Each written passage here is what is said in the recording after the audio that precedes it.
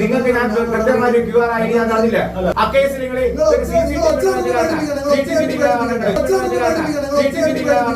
എത്ര സമയം സംഘടന തുടങ്ങിയിട്ട്?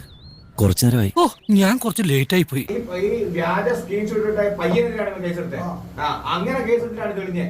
ഇതിപ്പോ അതല്ല, ഇത് പച്ചയായ ഒരു മനുഷ്യനാണ് ഇയാള്.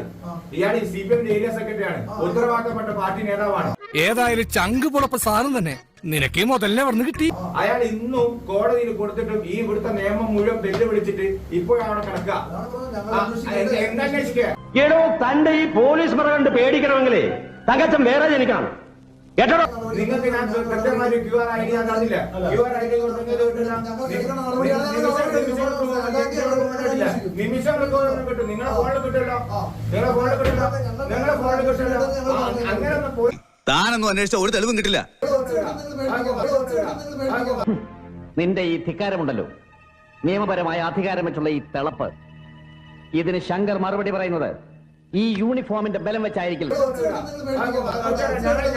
ഞങ്ങളിപ്പം വരുന്നതിന് മുന്നേ ഒരു ചെറിയൊരു പെൺകുട്ടിനെ അടിച്ചിട്ട് ലെവലാക്കി ആ കേസിൽ നിങ്ങൾ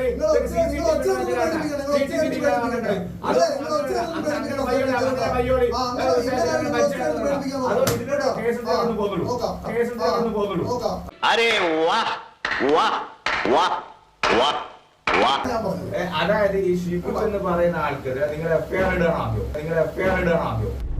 FIR ഇല്ല സർ.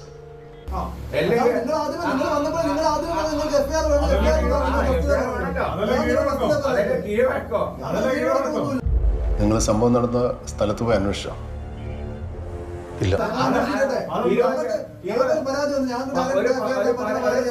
ഒരു പരാതി വന്നാൽ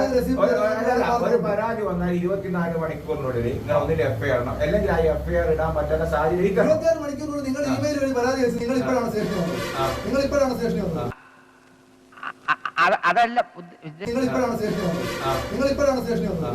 ഞാൻ മാറി ചില ഇവിടെ പിന്നെ ചൂടാണ്ട് AC ഒന്നും ഇല്ല. അത് ഇന്നലെ ഇമെയിൽ വഴിയാണ് പരാതി. നിങ്ങൾ ഇപ്പോഴാണ് സ്റ്റേഷനിൽ വന്നത്. ഇമെയിൽ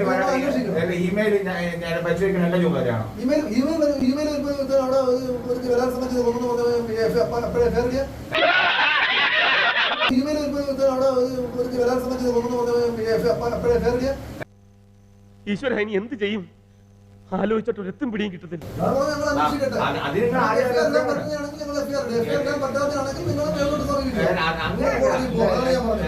നിങ്ങൾ കോടതി പോകുന്നില്ല. നിങ്ങൾ ആദ്യം FIR ഇടണം.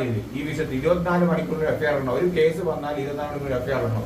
നിങ്ങൾ നാട് നീളെ പിന്നെ നിയമത്തിൽ നിങ്ങൾ എല്ലാ ആളുകൾക്കും